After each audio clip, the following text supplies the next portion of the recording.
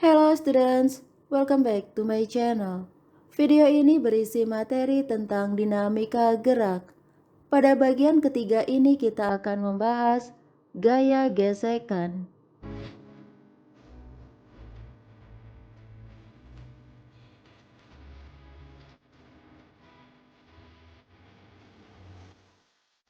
Jika benda pada bidang datar diberi gaya dorong sesaat dan benda bergerak, benda akan mengalami perlambatan. Pada bidang kasar, gerak benda lebih cepat terhenti. Semakin kasar permukaan benda dan bidang, semakin cepat gerak benda terhenti. Sebaliknya, semakin licin permukaan benda dan bidang, benda akan bergerak dalam waktu yang lebih lama. Jika ada bidang yang licin sempurna, benda akan terus bergerak dengan kecepatan konstan tanpa berhenti selama tidak ada gaya yang menghentikannya. Lalu bagaimanakah agar benda pada bidang kasar dapat bergerak dengan percepatan? Untuk dapat bergerak dengan percepatan, tidak dapat digunakan gaya sesaat, tetapi diperlukan gaya yang bekerja terus-menerus untuk melawan hambatan dari kasarnya bidang.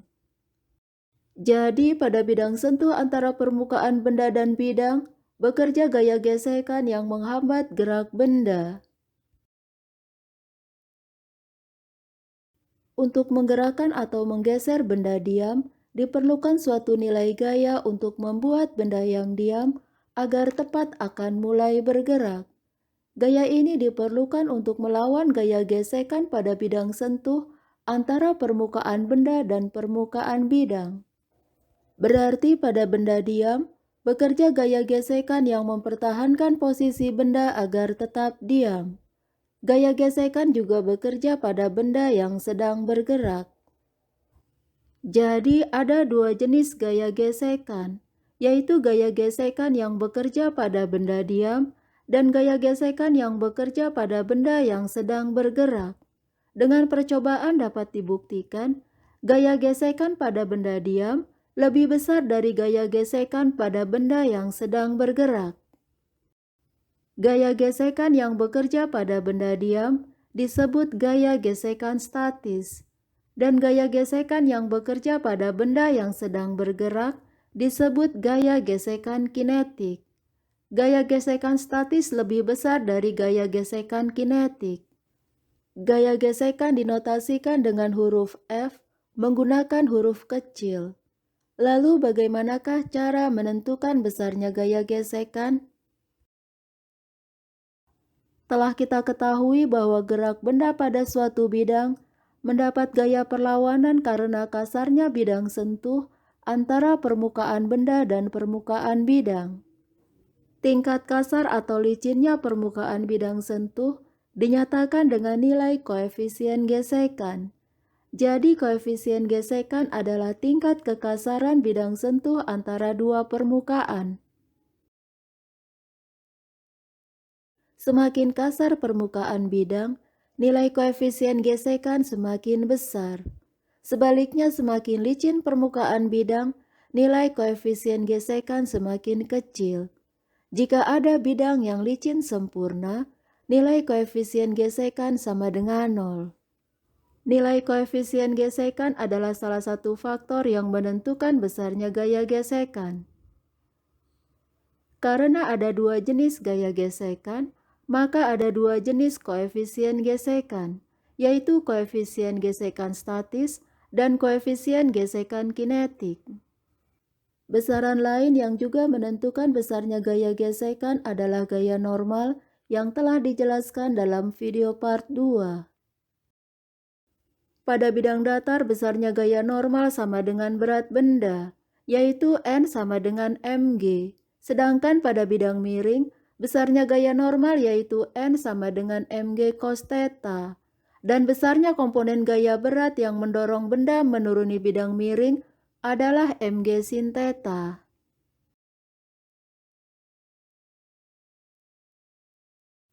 Jadi ini adalah besarnya gaya normal pada bidang datar.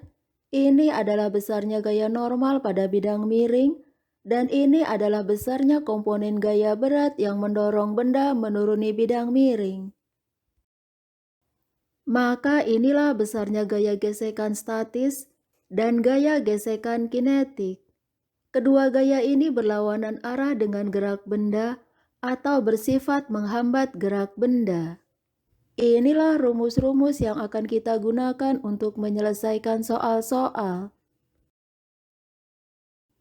Pada benda diam bekerja gaya gesekan statis yang menahan agar benda tetap diam. Benda akan tetap diam selama gaya yang bekerja tidak lebih besar dari gaya gesekan statis. Tetapi jika gaya yang bekerja lebih besar dari gaya gesekan statis, maka benda akan bergerak.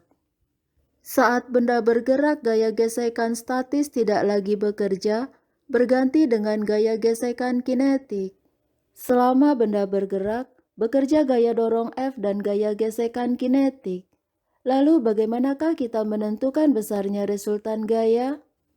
Jika gaya yang searah dengan gerak benda ini kita beri tanda positif, maka gaya gesekan yang berlawanan arah dengan gerak benda kita beri tanda negatif. Jadi inilah resultan gaya pada benda. Sesuai hukum kedua Newton, inilah nilai percepatan benda. Selanjutnya kita selesaikan beberapa contoh soal berikut ini. Untuk menyelesaikan soal ini kita lihat kembali rumus-rumus yang telah kita peroleh. Ini adalah rumus gaya normal pada bidang datar. Ini adalah gaya gesekan statis. Dan ini adalah gaya gesekan kinetik. Maka inilah besarnya gaya normal, gaya gesekan statis, dan gaya gesekan kinetik.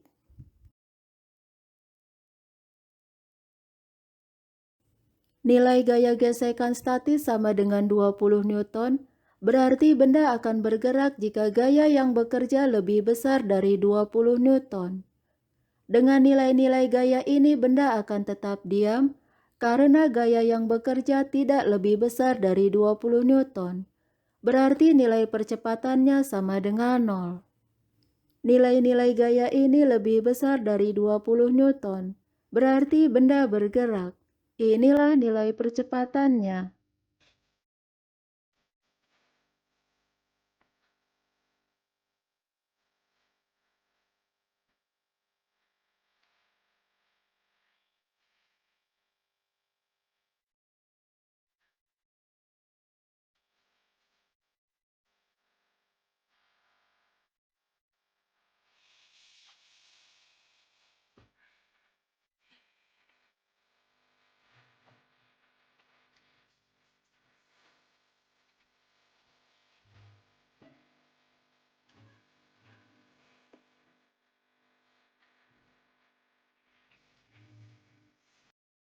Pada bidang licin sempurna, nilai koefisien gesekan sama dengan 0.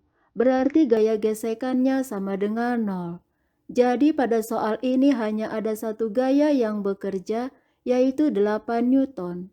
Dan inilah nilai percepatannya.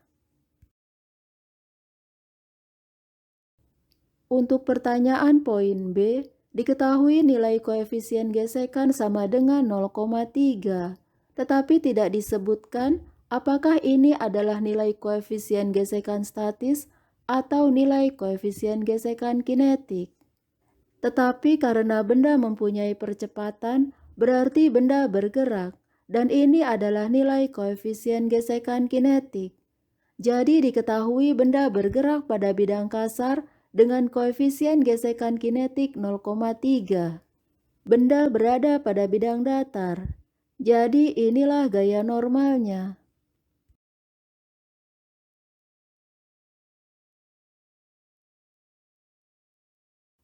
Ini adalah rumus gaya gesekan kinetik. Inilah nilai resultan gaya yang bekerja pada benda. Dan inilah nilai percepatannya.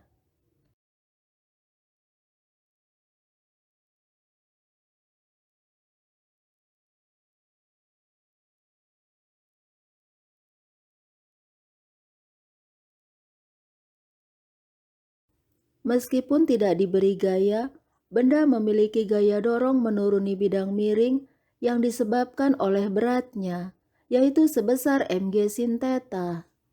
Benda berada pada bidang miring. Inilah nilai gaya normalnya.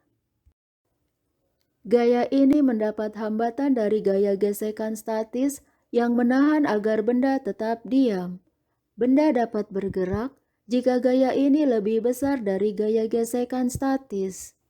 Jadi benda akan bergerak jika mg sin theta lebih besar dari Fs. Kita tentukan terlebih dahulu nilai kedua gaya ini.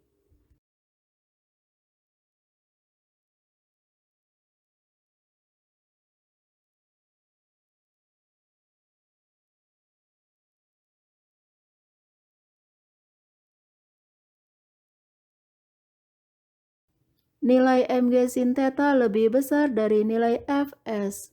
Berarti benda bergerak menuruni bidang.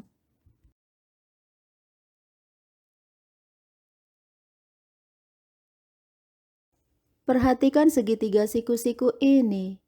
Panjang kedua sisi ini 6 dan 8. Berarti panjang sisi miringnya sama dengan 10. Maka inilah nilai sin theta dan nilai cos theta. Ini adalah komponen gaya berat yang mendorong benda menuruni bidang miring.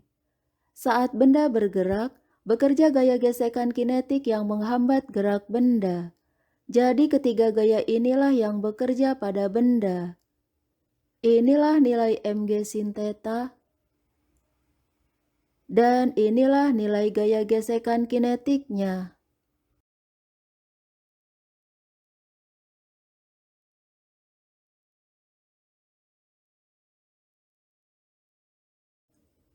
Gaya yang searah dengan gerak benda kita beri tanda positif, dan gaya yang berlawanan arah dengan gerak benda kita beri tanda negatif.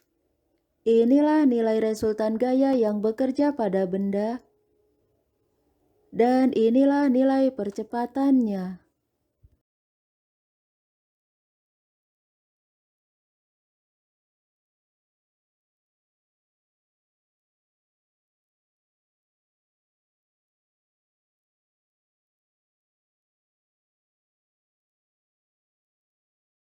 Benda ini diberi dua gaya dorong yang berlawanan arah. Inilah selisih gaya dorong yang diberikan. Nilai selisih gaya dorong kurang dari nilai Fs, berarti benda tidak bergerak.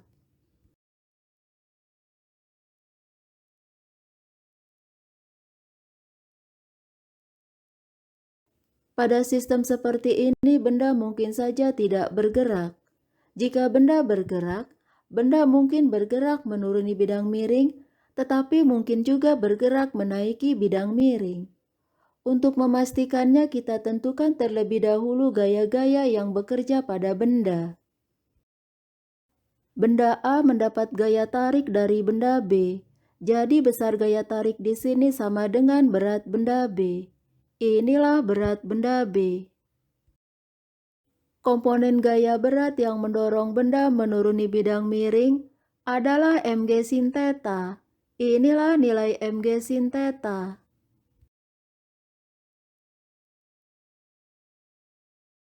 Ketika benda bergerak, bekerja gaya gesekan kinetik. Kita tentukan terlebih dahulu besarnya gaya gesekan kinetik.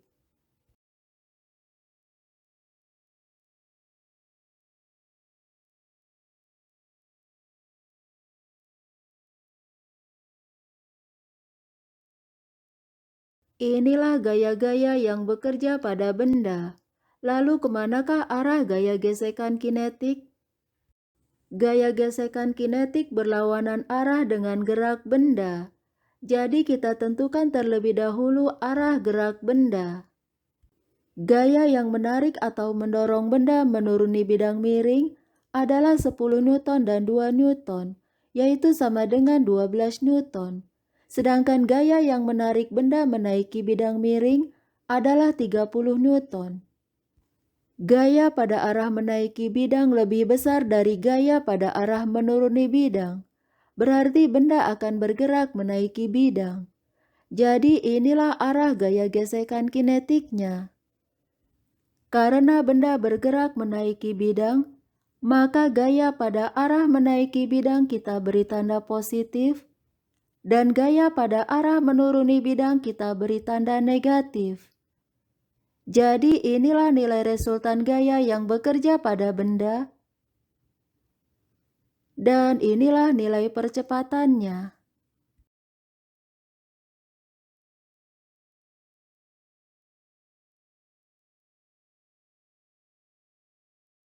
Thank you for watching my video. Please subscribe, like, share, and comment. See you.